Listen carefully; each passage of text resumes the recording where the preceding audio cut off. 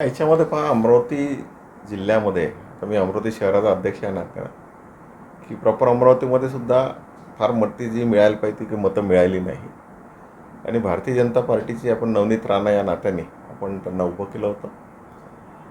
आणि माझी असं मला वाटतं की मी अध्यक्ष या नात्यानं मला वाटतं की माझी जबाबदारी आहे, की जबाबदारी या नात्यानं मी नैतिक जबाबदारी समजून की माझा पदाचा मी राजीनामा देतो आहे जिल्हा अध्यक्षाचा, असं मी ठरवून घेतलं. आता याच्यामध्ये मला खूप आमचे कार्यकर्ते आहे, पदाधिकारी आहे, खूप लोकांनी फोन केला, माझे सिनियर अमरावतीमधले नेते आहेत, त्यांनी सुद्धा खूप मोठ्या प्रमाणात फोन केला की तुम्ही असं करू नका. परंतु मला असं वाटतं की आपण कुठल्या तरी पक्षाला मध्ये काम करत असताना महत्त्वाचा पक्ष आणि देशातला मोठा पक्ष, महाराष्ट्रातला मोठा पक्ष जर आपण पाहिला तर आपली एक जबाबदारी समजून दुसऱ्याने सुद्धा काम करून पाहावं, जेणेकरून याच्यामध्ये आपल्याला लक्षात येईल की आपल्याला येणाऱ्या काळात महानगरपालिका, नगरपालिका आहेत, लोकसभा, विधानसभा आहे, अशा अनेक निवडणुका आहेत.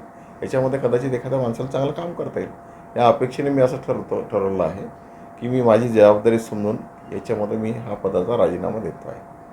तो काय वाटते तुमच्या ज्या लोकसभेत जो पराजय झाला, काय याला नेमकं कारण असावं? याच्यामुळे भारतीय जनता पार्टीची जेवढी मतं आहेत तेवढी मतं पूर्णतः मिळालेली आहे, माझ्या हे लक्षात आलेलं आहे. याच्यामध्ये आज अमरावती शहरामध्ये पाहिलं तर मुस्लिम मतं फार मोठ्या प्रमाणात सव्वा लाखाची मतं मुस्लिम समाजाची आहे. जवळपास 90,000ची जी मतं आहेत ती दलित समाजाची आहे. दोन मतांची टोटल जर मारली आणि यातलं 70% जर काढलं तर जवळपास 1.5 लाख मतं ही साधारणतः काँग्रेसला मिळालेली आहे. आणि जी उरलेली मतं ती भारतीय जनता पार्टीची पूर्ण मिळालेली आहे. आता बडनेरा म्हटलं, अमरावती म्हटलं तर याच्यामध्ये बडनेरामध्ये लीड आहे, 25,000चा लीड आहे. आणि अमरावती जिल्ह्याचं जर आपण पाहिलं तर तिवसामध्ये आपल्याला भारतीय जनता पार्टीला मतं मिळाली नाही, अचलपूरमध्ये मिळाली नाही. आम्हाला असं वाटत होतं की दर्यापूरमध्ये मोठ्या प्रमाणात भारतीय जनता पार्टीला मतं मिळेल, पण तिथेसुद्धा आम्ही मागे राहिलो. मेळघाट आणि आपलं बडनेरा याच्यामध्येच आम्ही फक्त लीडमध्ये राहिलो.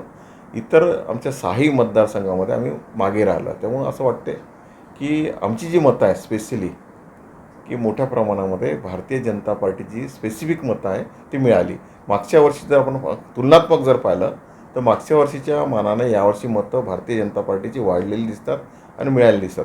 आता मागच्या वेळेस नवनीत राणा ही काँग्रेस आणि राष्ट्रवादीच्या याच्यातून उभी होती, त्यामुळे तेव्हा त्याला राष्ट्रीय काँग्रेसची असल्यामुळे त्यामध्ये मुस्लिम आणि दलित समाज आणि इतर समाजाची मतं आहे जी काँग्रेस माइंडची मतं आहे ती त्यांना मिळाली होती.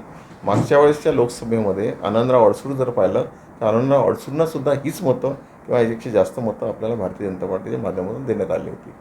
मला असं वाटतं की भारतीय जनता पार्टीची पूर्ण मतं मिळालेली आहे. व्यक्तिशः काही त्यांचा काहीतरी मला असं वाटतं की अनेक लोकांमध्ये काहीतरी जो काही त्यांचा संबंध असेल, जो काही त्यांचा अंतरमधला जो काही विषय असेल, त्यामुळे अनुषंगाने असं वाटतं की एक 10-20 हजाराची सूट मिळाली आणि त्या अनुषंगाने भारतीय जनता पार्टी सीट गेली असं आम्हाला वाटते.